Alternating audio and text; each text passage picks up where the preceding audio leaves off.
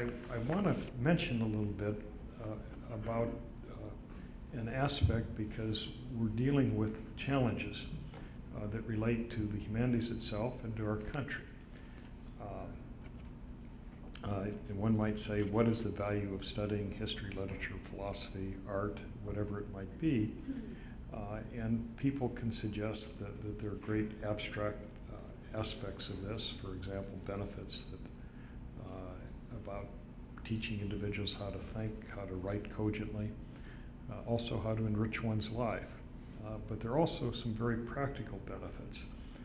And I want to stress the practical, because today, in the research element, the country is thinking of the word research as applying to laboratories and not to libraries on an increasing dimension. And so humanities research dollars at the federal level have declined by about a third over the last 40 years, whereas science research dollars have increased by many times more than fivefold.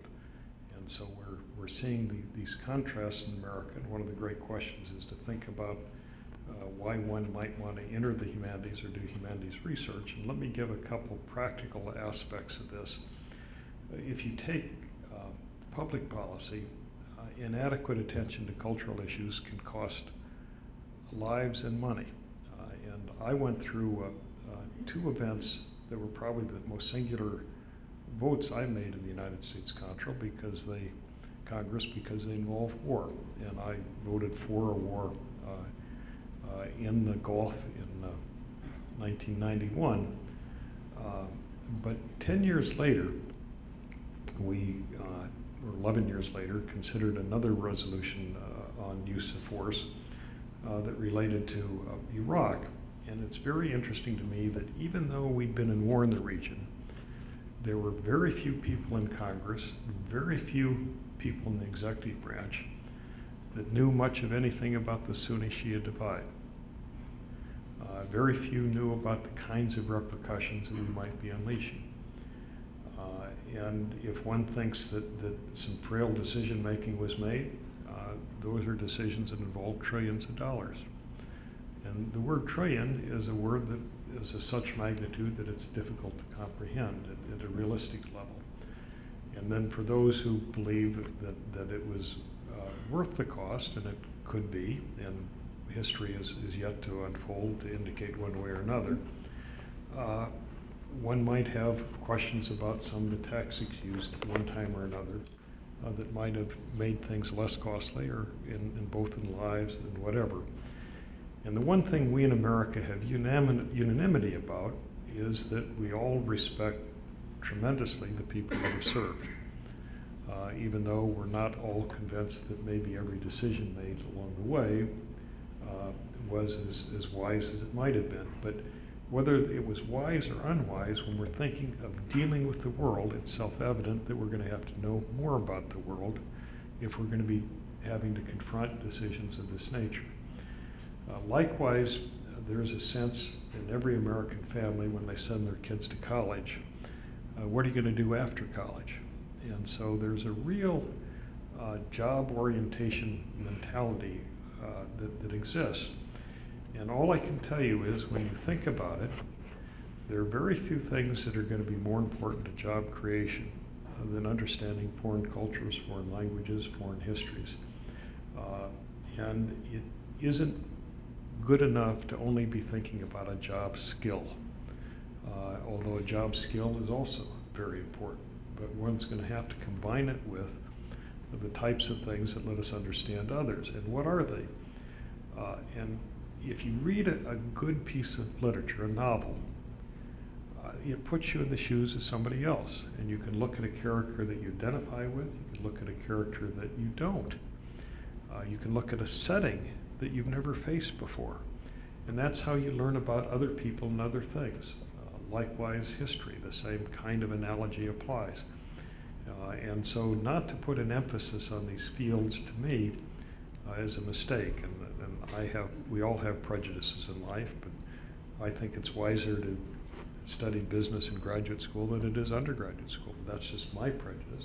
Someone else might reach another judgment, but I would hope people would think that issue through. In terms of the landscape of humanities research, I'm just going to mention this briefly because I'm here to advertise my agency a bit, especially after George said it's going to be videotaped. But let me mention that it's my humble judgment that very few agencies have done a more effective job with the resources they've been allocated in the last 45 years, 47 years. The National Endowment for Humanities has precipitated the publication, that is the research that's gone into over 7,000 books, 18 of which have won Pulitzer, 20 Bancroft Prizes. We have helped produce hundreds and hundreds of documentaries, many of which have won the top awards in their particular fields. We've helped preserve the writings of many public figures, from George Washington to Dwight Eisenhower, from Einstein to Mark Twain. In fact, a couple months ago, we finished our longest lasting continuous support of the creation of a new dictionary. It's called the Dictionary of American Regional English. And it's all about how people talk differently in America, use different words to describe different things.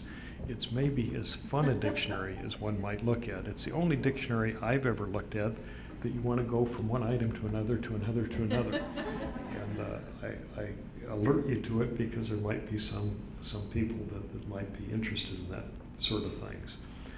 In terms of my tenure at the National Endowment, we put an emphasis on what we call bridging cultures, which is a trite term in some ways.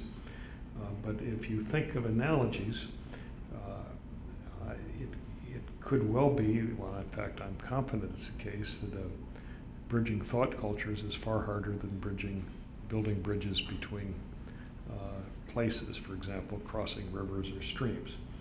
There are a lot of analogies. If you build a bridge to cross a stream, you've got to think through with discipline, what are the barriers?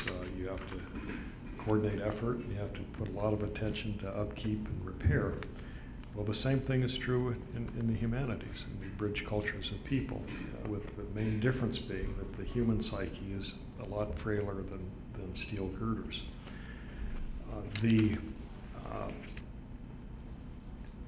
Part of this that I've taken particular emphasis in is talking about a subject called civility, which brings yawns to some people who think it's kind of an unimportant or sanctimonious concept.